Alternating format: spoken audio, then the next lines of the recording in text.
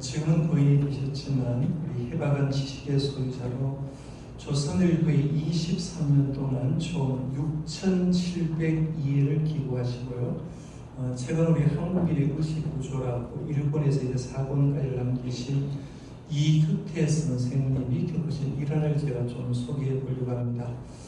벌써 돌아간 지가 오래됐고 아마 이 일화가 있는 지는 한 20년 전 얘기라고 생각하면 들어오시기 바랍니다. 한 연말에 서울에 있는 교보문고 앞에서 이제 친구를 만나기로 약속하고 서 있었다고 합니다. 젊은 어머니가 아마 4살, 5살쯤 되는 그런 남매를 데리고 이제 교보문고 앞에 왔는데 연말이니까 크리스마스 트리를 만들어 놓고 산타크로스 상을 이렇게 만들어 놨더라는 겁니다. 그래서 사진을 찍었으면 좋겠다라고 생각하고 요즘 같으면 뭐 셀카를 찍어서 자기 휴대폰을 갖고 있습니다만은 20년만 해도 이제 그런 휴대폰 문화가 안 되었을 때 얘기입니다. 캔들베이에서 이제 카메라를 쭉 꺼내더니만 이그태 선생님한테 사진을 좀 찍어달라고 이렇게 부탁하더라고요. 자기와 두 아이의 사진을 좀 찍어달라고 해서 이제 산타크로스 할아버지가 서 있는 그 앞을 배경으로 이제 사진을 찍어달라고 해서 사진기를 받아가지고 거리를 조절하고 초점을 이렇게 맞추는데 그 어머니가 뭘 부탁하느냐 하면 이왕이면 아이들을 좀 웃게 해가지고 좀 찍어달라고 얘기하더라는 거예요. 보통 우리가 그런 말 하잖아요. 그 사진 찍을 때 스마일하고 하잖아요. 치즈하고 하잖아요. 웃게 해달라고 이제 찍어달라고 하니까 이규태 선생님도 역시 그 당시에 보편적으로 얘기했던 저런 거리를 맞추고 초점 맞췄다가 이 산타크로스 상 앞에 있는 아이와 그 엄마에게 특별히 아이 둘을 웃기기 위해서 얘기하더라는 거예요. 그래서 스마일 해봐라, 치즈 해봐라 하는데 얘는 말을 잘 안 듣더라는 겁니다. 그래서 결국에는 이제 좀 자기가 쇼를 부려서 히히하고 헤헤하고 했고 야호하고 지소리 찌찌찌찌 내도 아이들이 웃지를 안 하더라는 거예요.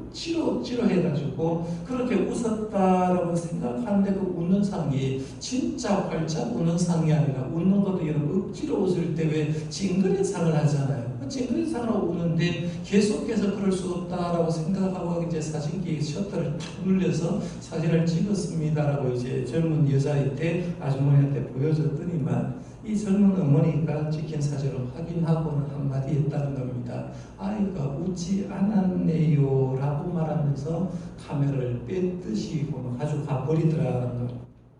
그래서 이규태 선생님 생각에 저희들 아버지가 곰처럼 무뚝한 아버지겠지라고 생각하고 이제 넘어갔는데 그렇게 생각하고 있는데 그 자리에서 이번엔 새끼사슴같이 발랄한 여자 학생이 한번 뛰어들니만 자기가 이제 메었던 가방을 이규태 선생님한테 툭 던지면서 아저씨 가방 좀 봐달라는 듯이 내가 화장실 좀 다녀올게요 라고 하면서 가방을 던져주고 자기는 화장실로 갔다는 거예요. 어른이 거기 있으니까 이제 가방을 좀 맡아달라고 그렇게 생각하고 아이가 올 때까지 이제 가방을 맡아 있는데 볼일 보고 왔던 그 여학생, 발랄한 여학생이 마치 벗어진 신발이라도 줍듯이 그 가방 확 뺏어가지고 가버리더라 하는 걸 보게 됩니다. 같은 장소에서 연속적으로 일어난 두 사건을 겪으면서 왜 사람들이 감사를 표현하지 못할까 이런 생각을 해봤다는 겁니다. 그러면서 자기의 삶을 이렇게 돌아보니까 자기의 삶 속에 분명히 감사하다는 말을 들을 건수가 많았는데 감사를 잘 못하더라 하는 걸 생각했습니다. 택시를 타고 요금 100원, 200원 남으면 잔돈을 안 받을 때 있지 않습니까? 그러면 요금 잔돈 됐어요 라고 얘기하면 기사가 고맙다고 인사를 해야 되는데 택시를 타고 요금을 지급하면서 잔돈을 받지 않아도 기사가 감사하다는 얘기를 잘 안 하더라는 겁니다. 택시 정류에서 서울 같으면 택시 잡는 사람이 참 많아서 급하게 보이는 사람이 일부러 양보를 했는데 양보를 해도 그 양보 받은 사람이 감사하다는 인사를 하는 걸 잘 못 봤다라고 얘기합니다. 단골집에 가가지고 어떤 물건을 사도요 이기적인 또 오세요라는 인사는 들어도 고맙습니다라고 인사는 잘 안 하더라는 거죠. 보통 우리가 한국에서 어떤 물건을 사거나 마트에 가면 또 오세요 하죠. 자기 와서 또 와서 팔아달라고 얘기하는데 우리 집에 와서 주셔서 고맙다고 감사하다는 인사는 잘 안 하더라는 거예요. 아이들에게 과자를 사줘도요 신난다고 외치지만 그 과자를 사준 사람에게 감사하다고 답례하는 아이들은 별로 없더라라고 얘기합니다. 그러면서 그가 글을 하나 쓰는데 그게 뭐냐면 지금 대한민국은 감사 결핍증에 빠져 있구나라고 말하면서 그 감사 결핍증이 너무 심하다고 생각하고 이제 앞으로 살 시대는 국제화 시대인데 이 국제화 시대에 다른 나라는 전부 다 복음이 들어가서 땡큐 감사하다고 얘기를 하는데 지금 우리 한국 사람들도 그런 감사 인사를 못해서 감사 결핍증으로 인해서 국제에서 인정받기 힘들겠다라고 얘기를 하면서 감사 결핍증에 걸린 나라라는 이런 글을 쓴 적이 있습니다. 물론 이 글을 쓴 지가 벌써 20년 세월이 넘었습니다. 그러면 20년 지났기 때문에 이제 감사 결핍증이 고쳐졌을까 한번 생각해 보십시오. 여기 멀리 볼 필요도 없고요. 통계 조사를 해볼 필요도 없습니다. 여러분 자신만 한번 잘 생각해 봐요. 여러분 마음속에 감사가 있습니까? 여러분의 입술 속에 감사가 있냐는 거죠. 예를 들면 교회 와서 식사를 했는데 밥 먹으면서 권사님 감사합니다. 잘 먹었습니다. 이런 표현을 하고 있는지 행동에서 감사하다고 표현을 하고 있는지 잘 생각해 보면 감사 결핍증이 아직도 고쳐지지 않았구나라고 생각하고 어쩌면 우리가 감사 결핍증이 더 심해지는 건 아닌가라고 생각해 볼 수 있다는 거예요. 이 감사를 잃어버리는 성경적인 기준으로 보면 마지막 시대일수록 감사를 하지 않는다라고 이제 사도 바울이 디모데후서에 이런 얘기했습니다. 디모데후서 3장 1절에서 2절에 보면 마지막 시대의 특징을 이렇게 말합니다. 너는 이것을 알라 말세에 고통한 때가 이르러 사람들이 자기를 사랑하며 돈을 사랑하며 자랑하며 교만하며 비방하며 부모를 거역하며 감사하지 아니하며 거룩하지 아니하며 계속해서 마지막 시대는 이런 특징이 있다라고 얘기하는데 이 특징이 사도 바울이 디모데 목사에게 쭉 얘기를 했는데 이게 하나씩 그대로 이루어지고 있는 걸 봅니다. 그 중에 하나가 뭐냐면 감사하지 아니하며라는 부분입니다.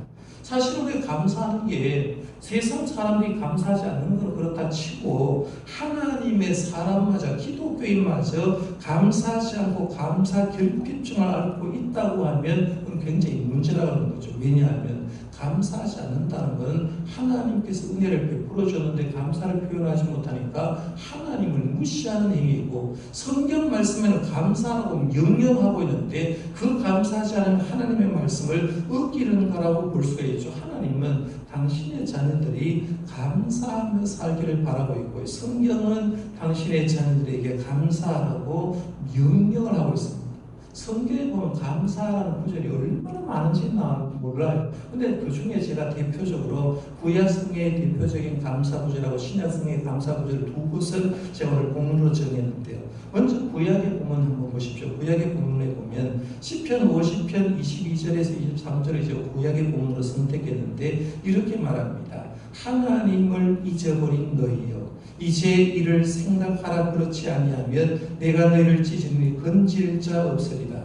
감사로 제사를 드리는 자가 나를 영화롭게 하나니 그의 행위를 옳게 하는 자에게 내가 하나님의 구원을 보이리라 했습니다.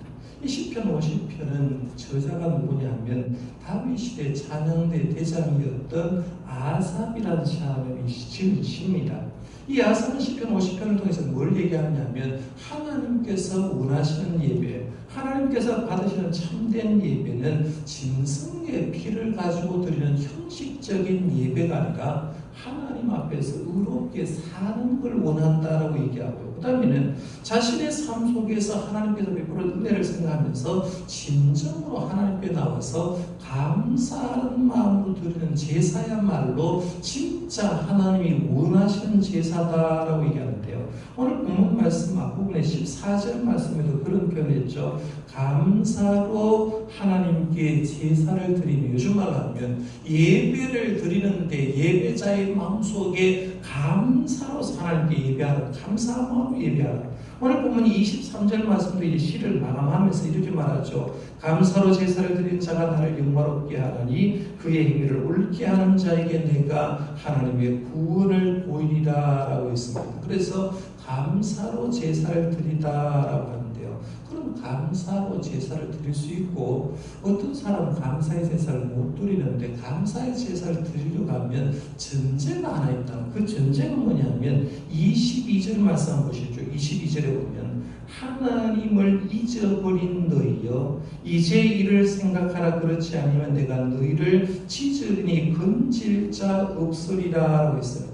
우리가 감사는 너무나 감사하는 것이 아니라 하나님을 잊어버리는 사람들은 감사를 할 수 없다는 거예요. 왜냐하면 하나님을 알아야 하나님의 은혜를 아는데 하나님을 잃어버리고 하나님을 잊어버린 사람들은 하나님께서 베푸신 은혜를 알지 못하기 때문에 결국은 감사를 하지 못하고 감사를 잊어버리게 되고 감사를 잃어버리게 되면 바른 행동을 할 수 없기 때문에 결국 하나님의 심판을 당해서 오늘 말씀에 있는 대로 보면 하나님께서 그들을 찢어버리겠다라고 얘기한다는 거예요. 그러면 반대로도 생각해 볼 수가 있죠. 하나님을 기억하고 하나님을 찾은 사람은 감사를 발견하게 됩니다. 이런 예술 속에 내가 감사가 있는 사람, 쉽게 말하면 하나님 있는 사람이에요. 하나님을 아는 사람은 감사할 수 있어요. 그래서 하나님의 사람은 하나님을 기억하고 감사를 발견하고 감사를 발견한 사람은 온전한 예배를 드릴 수 있고 온전한 예배를 드리면 하나님께서 그 땅에 베푸신 참된 은혜와 복된 삶을 산다는 거죠. 그러면 이 말씀하는 핵심이 뭐냐면 하나님의 사람은 하나님을 첫 번째로 제대로 알아야 된다. 하나님을 제대로 알고 그 제대로 안 상태에서 뭘 회복해야 되냐면 감사하는 삶을 살아야 된다라고 얘기할 수 있다는 거예요.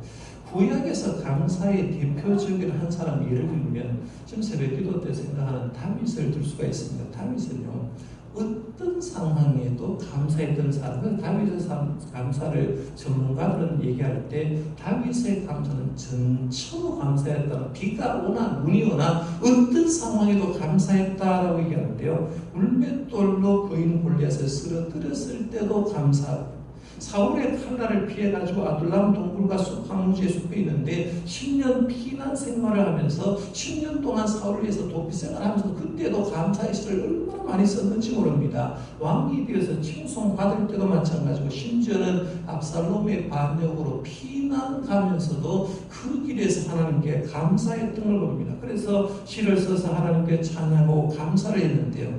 그 중에 몇 구절만 제가 한번 소개해 드릴게요. 다윗이 어떤 감사의 표현을 했는가 한번 소개를 해보면 시편 57편 말씀에 보면 이렇게 말합니다. 주여 내가 만민 중에서 주께 감사하며 문나라 중에서 주를 찬송하리이다 했어요. 시편 100편 말씀에 보면 감사함으로 그의 문에 들어가며 찬송함으로 그의 궁정에 들어가서 그에게 감사하며 그의 이름을 송축할지어다라고 했습니다. 시편 105편 말씀에 보면 여호와께 감사하고 그 이름을 불러 아뢰며 그가 하는 일을 만민 중에 알게 할지어다라고 말하면서 하나님께 감사하고 라고 했어요. 시편 136편은 모든 절에서 감사라고 나오는데 여호와께 감사라 그는 선하시며 그 인자하심이 영원함이로다 했어요. 이런 말씀을 통해서 우리 느끼는 게 뭐냐면 다윗은 어떤 상황에도 감사하고 하나님을 믿고 감사를 표현했더니만 하나님 그에게 별명 하나 붙여줬는데 너는 하나님의 마음에 합한 사람이다 별명을 얻었다는 거죠. 주님을 알고 주님께 감사하니까 주님의 마음에 합한 사람이 되는 거예요. 그러면 오늘 우리들도 감사하려고 하면요 첫 번째 할 게 하나님을 알아가는 겁니다. 하나님이 내게 뭘 해주는 것만 알게 되면요 감사하지 말라고 해도 감사를 하게 된다는 거예요.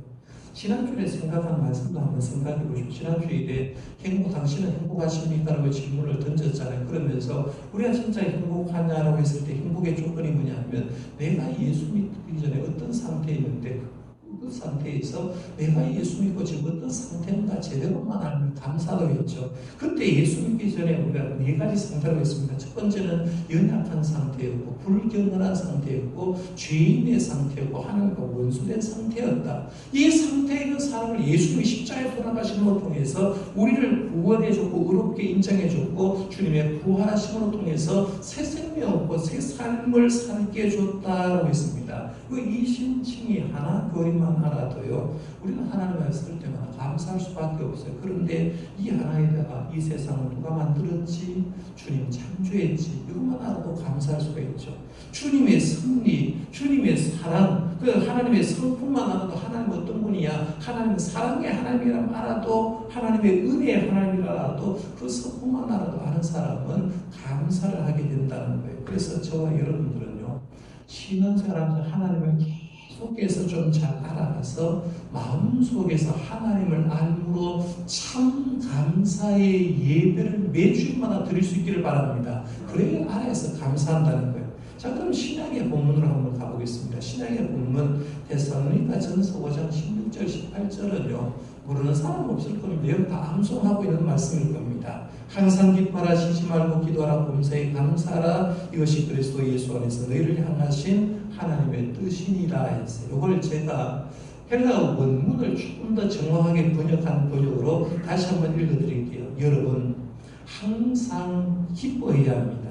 쉬지 말고 기도해야 합니다. 그리고 무엇보다 특별히 감사해야 합니다. 왜냐하면 범사에 감사하며 살아가는 것이 우리를 향하신 하나님의 뜻이기 때문입니다 라고 했다는 거예요. 여기 보면 항상 기뻐하라, 쉬지 말고 기도하는 말은 조금 제껴놓고 우리 이미 말 알기 때문에 범사에 감사하는 부분 한번 생각해 봐요. 하나님은 당신의 자녀가 범사에 감사하면서 살아가는 것이 주님의 뜻이라고 했어요. 여기서 범사라는 말은 뭐냐면 항상이라는 뜻이에요. 항상 감사하라는 뜻입니다. 모든 상황 가운데 감사라는 거예요. 그럼 하나님의 자녀라면 항상 감사하고 모든 상황 가운데 감사해야 될 이유가 있는데 그 이유가 쉽게 예를 들면 어디 나오냐면 로마서 8장 28절 말씀에 보면 그리스도인이 범사에 감사할 수 있는 이유가 거기에 나옵니다. 로마서 8장 말씀 우리가 이미 생각하는 말씀인데 이런 말씀이죠. 우리가 알거니와 하나님을 사랑하는 자고 그의 뜻대로 부르심을 입은 자들에게는 모든 것이 합력하여 선을 이룬다고 했어요. 이 말씀 잘하는 말씀이잖아요.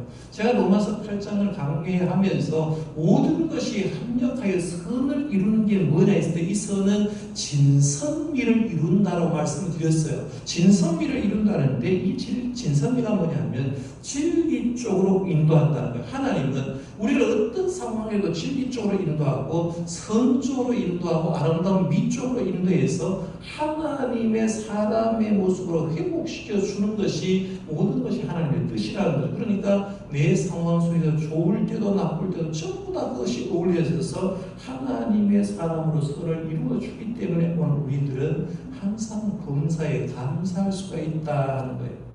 데살로니가 교회를 향해서 범사에 감사를 한 사도 바울은 말만 그렇게 했을까요? 삶에서 범사하는 삶을 살았을까요? 근데 말로 하는 건 쉬워요. 그런데 사는 건 참 어려운데 이 사도 바울이 하듯이 감사하는 삶을 살았죠. 빌립보 감옥에서도 그렇게 매를 맞고 고통 중에도 하나님께 감사하고 찬양했고요. 육신의 가지를 가지고 하나님 앞에 3번이나 간절히 기도했는데 내 은혜가 내게 족하다라는 말을 듣고 이는 그 다음에 이런 고백하죠. 고린도후서 12장 9절에 보면 나는 여러 약한 것들에 대하여 찬양하노라. 나는 지금 몸에 가시가 있어도 가시 가지고도 하나님께 감사한다. 사도 바울의 감사는 가시 감사입니다. 나를 찌르고 나를 아픈 것이 있어도 그것 때문에 나는 감사하고 그것으로 내가 하나님 앞에 더 능력이 있다라고 고백하는데요. 범사에 감사한 삶이 어쩌면 사도 바울을 더 위대하게 만들었다는 거예요. 그러면 오늘 우리들도 이제 범사에 감사해야 되잖아요. 그러면 어떨 때 감사해야 될까? 범사에 감사해야 될 때 이미 감사에 대해서 우리보다 훨씬 더 연구를 많이 한 사람 많아요. 감사에 대한 책이 굉장히 많이 나와 있는 걸 보는데 그 중에 대표적으로 예를 들 수 있는 게 감사하려고 하면 감사 10계명을 좀 잘 알고 있으면 된다 해서 감사 10계명을 이제 소개를 했는데 이걸 좀 제가 소개해 보려고 합니다. 근데 교회 나온다는 사람이 이제 10계명은 잘 아는데 감사에도 이렇게 하라고 이제 감사 10계명이 있어요. 첫 번째는 생각이 곧 감사다 해서 생각이 곧 감사. 생각과 감사는 어원이 같습니다. 생각은 띵크하고 감사는 띵크인데요. 이 어원이 같다는 거죠. 그러니까 감사는 누가 잘하느냐 하면 생각을 깊게 하는 사람은 다 감사하다는 거예요. 그러니까 여러분 오늘 와가지고 생각을 가만히 한번 생각해봐요. 여러분이 하나님의 전에 온 게 감사한 일입니까? 아닙니까? 생각해보면 감사하고 수많은 사람들 중에 나를 구원해줘서 하나님의 전에 나왔잖아. 이것만 생각해도 나 감사하는 거예요. 그죠? 그래서 우리가 건강하게 나와서 건강함으로 하나님의 전에 나온 것만 해도 감사하고 가족들과 함께 손잡고 나온 것만 해도 얼마나 감사하냐. 그래서 생각이 곧 감사다라고 생각하면서 깊은 생각이 감사를 불러일으킨다는 거예요. 그 다음에 두 번째 감사의 계명은, 두 번째 계명은 작은 것부터 감사라. 작은 것부터. 근데 바다에 있는 큰 동해안 바다에 태평양 바다도 결국에는 그 바닷물은 작은 물방울 하나가 모여서 태평양 바다를 이루는 것 아닙니까? 그러니까 우리가 작아 보이는 것도 감사를 하다 보면 자꾸 큰 감사를 할 수 있죠. 내가 오늘 살아있는 것만 해도 감사하고, 자녀가 건강한 것만 해도 감사하고, 이거 작은 것도 감사하고. 그 다음에 세 번째는 자신에게 감사를 했어요. 자신에게 감사를. 성경 어거스틴은 이런 말을 남겼습니다. 인간은 높은 산과 태양과 별들을 보고 감탄하면서 정작 자신에 대해서는 감탄하지 않는다라고 했어요. 우리는 태양을 보고 별을 보고 높은 산을 보면서 감탄하는데 내가 지금 이렇게 돼 있는 걸 감사하지 않는다는 거죠. 그런데 여러분이 여러분 자신에게 감사해야 된다는 거죠. 아이고 지금 이 시대에 내가 이렇게 믿음 생활 잘하고 있는 거 감사합니다. 내가 교회에서 봉사하고 있으면 감사합니다. 내가 이렇게 건강하고 내 자신에게 감사할 것이 굉장히 많을 겁니다. 그래서 자신에게 감사라고 했어요. 그 다음에 네 번째는 일상을 감사하고, 일상을 감사하라. 예를 들면 숨 쉬고 있는 거 감사하는 거죠. 숨 못 쉬면 여러분들 어디가 있을까요? 땅 밑에 가 있겠죠. 그렇죠. 숨 쉬니까 이렇게 살아가 있는 거예요. 맑은 하늘 보면서 감사하라. 지긋지긋한 장마, 원래는 왜 이렇게 장마가 오래 이렇게 하는데 오늘 아침에 해가 딱 떴을 때 짜증 부리지 말고 야 드디어 햇빛이 지났습니다. 감사하다 볼 수 있죠. 그래서 참 관심을 가지면 감사할 수 없는 게 없다는 걸, 그래서 예배 공간 속에도 감사할 수 있죠. 그 다음에 다섯 번째는 문제를 감사해서 문제를 감사하라. 문제는 답이 있어요, 없어요?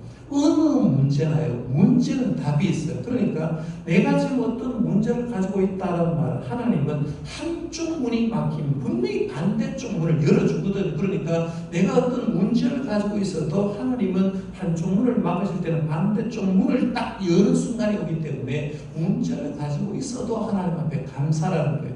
그 다음에 여섯 번째는 감사를 할 때 더불어 감사라 해서 더불어 감사라. 이 더불어 감사하는 것이 뭐냐면, 여러분 시골에 그릴 때 장작 불 붙일 때 혼자 불 붙으면 잘 안 붙는데 장작에서 여러 가지를 옮겨 놓고 더불어 있으면 불이 훨씬 더 잘 붙지 않습니까? 그러니까 감사를 할 때도 혼자 감사하지 말라는 거예요. 그 교회에서 왜 이로선 감사 대행진을 하냐라고 말하면 같이 분위기를 만들어서 감사하라고 하는 거죠. 그럼 저분도 감사하고 나도 감사하고 우리가 함께 감사하다 보면 훨씬 더 30배, 60배, 100배의 결과가 있기 때문에 감사합니다. 그래서 여러분들 가족끼리도 한번 확인하시고요. 부인끼리도 감사 잘한지 확인하시고 교회 전체적으로 확인할 겁니다. 그래서 매주일마다 제가 물을 거예요. 지난 한 주간 감사, 이로선 감사 노트 잘 썼습니까? 하면 여러분 대답할 때 입수 위험하지 말고요.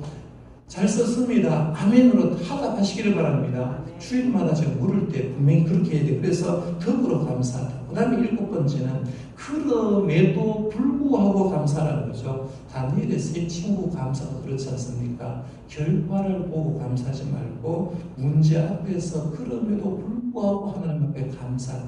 그 다음에 여덟 번째는 잠들기 전 시간에 감사라는 거죠. 대부분의 사람들이 이제 잠잘 때 잠 잘 안 나온다, 짜증난다, 걱정난다 하는데 잠자기 전에는 하나님 앞에 감사를 하게 되면 영혼이 청소가 되는, 하나님 오늘 잘 지내왔습니다. 밤에 잘 때도 하나님 함께 해줄 수 있습니다. 감사로서 맡깁니다 하면서 잠들기 전에 시간에 감사로 하는 말하는 거예요. 그 다음에 아홉 번째, 감사의 능력을 믿고 감사라고 했어요. 감사의 능력을 믿고. 감사에는 메아리 효과가 있다는 겁니다. 감사하면 감사한 대로 이루어지는 거예요. 내가 어떤 일을 할 때 감사하면 감사한 대로 이루어지기 때문에 감사의 능력을 믿고 감사하고, 마지막 열 번째는 모든 것에 감사하고, 모든 것에. 당신의 삶에서 은혜와 감사가 아닌 것은 한 가지도 없기 때문에 감사를 하라는 거예요. 그래서 감사를 하게 되면 대나 감사하다. 그러니까 여러분들이 교회 나오는 것 자체만 해도 여러분 한 분 한 분을 따져보면 감사할 일이 엄청나게 많을 거예요. 그것을 모든 일에 감사라는 거예요. 그러면 이런 감사 시스템을 잘 알고 감사하면요, 범사에 감사할 수 있는 거죠. 내가 아침부터 저녁까지 살다 보면 감사한 조건이 얼마나 많은지 모릅니다. 성경 역사 속에도 그렇고요, 성경의 인물 속에도, 기독교 역사 가운데도 감사하는 사람, 예를 들어서 참 많아요. 우리 한국에도 손양원 목사님 같은 분 자기 두 아들 죽는데도 10가지 감사했지 않습니까? 오늘 한국교회 가운데 정광 목사님이라고 감사에 대한 책을 굉장히 많이 썼어요. 감사함으로 매일 영성일기를 쓰는 유기성 목사님도 선한목자교회 여러분 많이 알고 계실 겁니다. 그래서 감사한 마음으로 회복하면 할 게 굉장히 많은데 그 중에 90세 되는 할머니 얘기를 조금 한번 영상으로 보려고 합니다. 한번 들어보시고 다음 얘기를 계속하겠습니다.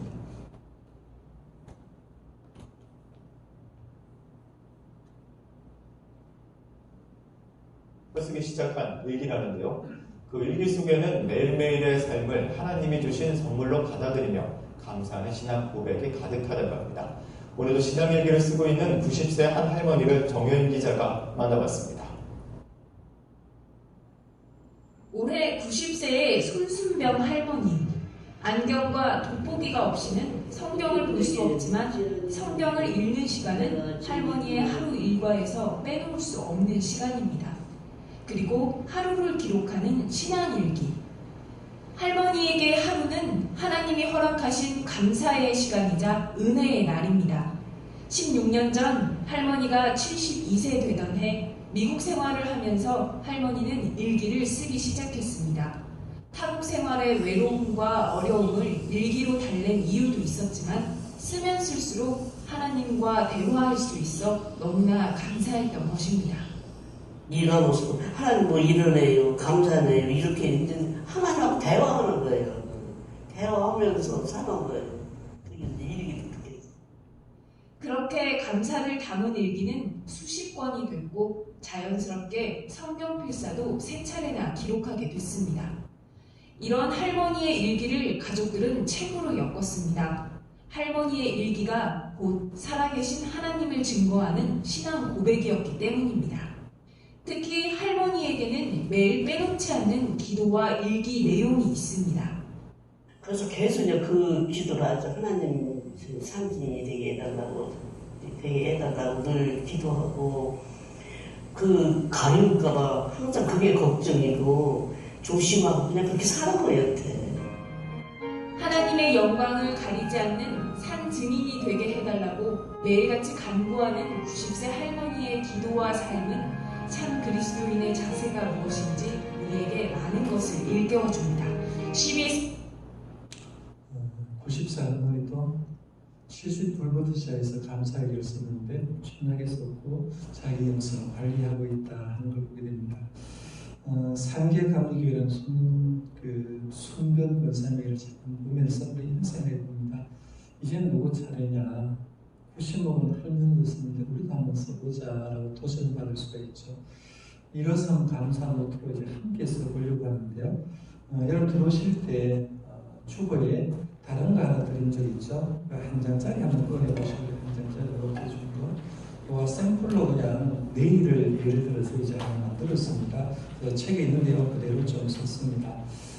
이런 식으로 쓰면 된다는 겁니다. 그래서 01에서 그 밑에 이제 날짜 쓰라고 해서 2020년 8월 3일 월요일인데 그 위에 보면 오늘 성경 구절이 하나 있죠. 시편 50편 23절 감사로 제사를 드린 자가 나를 영화롭게 하나니 그의 행위를 옳게 하는 자에게 내가 하나님의 구원을 보이리라. 성경 말씀 좀 묵상해 보는 거예요. 또 다른 옆에 편에 보면 영문글 다른 글들이 나오고 있습니다. 그러니까 글을 통해서 짧은 말씀을 통해서 감사가 얼마나 중요한지 한번 생각해 보고요. 그 다음에 날짜 2020년 8월 3일 내일부터 쓰시면 되고요.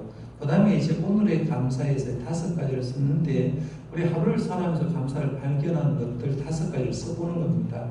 예를 들어서 이제 5가지를 썼는데 한번 같이 읽어볼까요? 첫 번째부터 시작. 알람 소리에 기분 좋게 일어나서 먼저 말씀 보고 기도하며 하나님과 교제하게 하심에 감사합니다. 두 번째입니다. 두 자녀가 씩씩하게 인사하고 등교하게 하심에 감사합니다. 세 번째, 정심대 만났던 친구가 나에게 고민을 털어놓고 내가 예수님에 대해 이야기할 수 있는 기회를 주심에 감사합니다. 네 번째, 맑은 날씨 주셔서 저녁 먹고 가족들과 산책할 수 있게 하심에 감사합니다. 다섯 번째, 일이 많아서 나가서 몸은 피곤하지만 마음만큼은 예수님 덕분에 행복하니 참 감사합니다. 이런 식으로 이런 게 하루를 살아서 개인적으로, 가정적으로, 교회적으로, 사회적으로 감사한 것들 5가지 찾으면요 금방 찾을 수 있을 겁니다. 그러니까 예를 들면 저녁에 와서 쓰려고 하면 내 앞에 아내가 있어서 감사합니다. 아내가 맛있는 밥 해줘서 감사합니다. 밥을 먹을 수 있는 건강 주셔서 감사합니다. 음식이 풍부하게 많아서 감사합니다. 이거 먹고 소화 잘 돼서 똥 잘 먹이니까 감사합니다. 이것도 감사한 제목이잖아요. 이런 것들 찾으면 굉장히 많은 것들 한번 찾아보자는 거예요. 그 다음에 오늘의 153 체크에서 153은 하루에 한번 말씀을 좀 보자고 했죠. 그러니까 예를 들면 시편 50편을 앞부분에 봤으면 말씀 본거니까 체크를 하고, 그 다음에 하루에 5가지 감사 제목을 적기 위해서 적었으면 체크를 하면 되죠. 그 다음에는 하루에 3번 감사를 표현하기. 밥 잘 먹었어요 하고 부인한테 얘기하는 감사 표현하는 거죠. 교회 와가지고 은혜 받았어요 얘기하는 것도 표현하는 겁니다. 회사에 가서 아유 사장님 감사합니다 표현해도 이것도 3번 하는 거니까 감사를 어떻게든지 물질로 하든지 말로 하든지 한번 표현해 보라는 거예요. 그러면 표현하는 거기다 체크해서 하루에 3번 감사를 표현하기라고 했고요. 그 제일 밑에는 이제 하단 빈칸에는 그 기도나 묵상 생각나는 것을 이제 자유롭게 적어본다. 오늘 하루를 하면서 이제 그 느낌을 적어보는데 그것도 한번 읽어볼까요? 작은 것들에 감사하다 보니 마음속 기쁨이 커져가는 것을 느낀다. 그 느낀 점을 거기에 쭉 적어보면 됩니다. 굉장히 간단한 거니까요. 내일부터 여러분 이것을 쭉 동참해서 우리 교회학교는 교회학교별로 좀 다른 것 하고 있는 부서도 있지만 청년부부터 이제 시작해서 할 겁니다. 그러면 여러분 전부 다 동참해서 90대 되는 어르신들도 젊은 사람도 할 수 있으니까 동행해 줬으면 좋겠습니다. 말씀을 뵙겠습니다. 감사는 하나님의 명령입니다. 그리고 예배하는 자에게 감사는 필수다라고 이런 생각하시고요.